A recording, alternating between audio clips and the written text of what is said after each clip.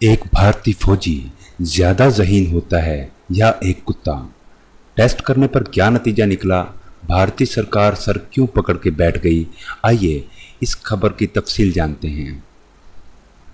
भारत का शुमार ऐसे ममालिक में किया जाता है जो दुनिया में तादाद के लिहाज से सबसे ज़्यादा फौज के हामिल ममालिक हैं, मगर भारतीय फौज के जहानत के हवाले से खुद भारतीय सरकार भी परेशान नजर आती है।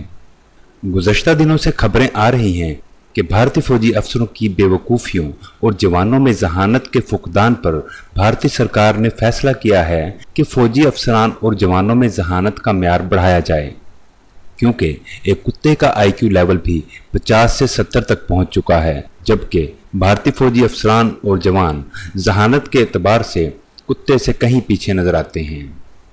वाज़ेह रहे कि भारत दुनिया में जदीद तरीन असला का एक बड़ा खरीदार मुल्क है, लेकिन भारतीय फौजियों में इसके इस्तेमाल की सलाहियतें मशकूक पाई जाती हैं, जिसकी वजह से मोदी सरकार को अफसरों की तरबियत पर भारी अखराजात और अमेरिका और इसराइली फौज की खिदमात भी हासिल करना पड़ती हैं।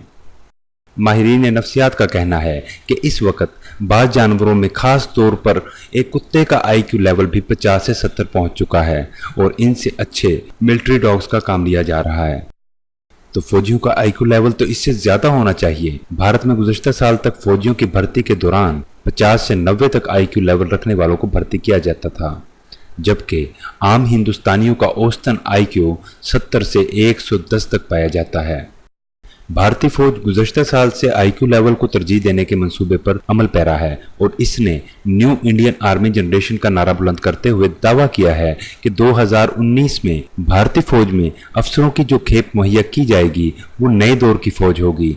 वाज़ेह रहे कि भारत फौज में भर्ती का बुनियादी ढांचा तब्दील करते हुए गुज़श्ता 70 सालों के मेयारात को तरक करना चाहता है, जिसके तहत पहले फौजी जवानों और अफसरों की भर्ती के लिए 50 से 90 तक का आईक्यू लेवल रखने वाले लोगों को ही भर्ती किया जाता था, जो आम और खास कुत्ते के आईक्यू लेवल के बराबर होता था।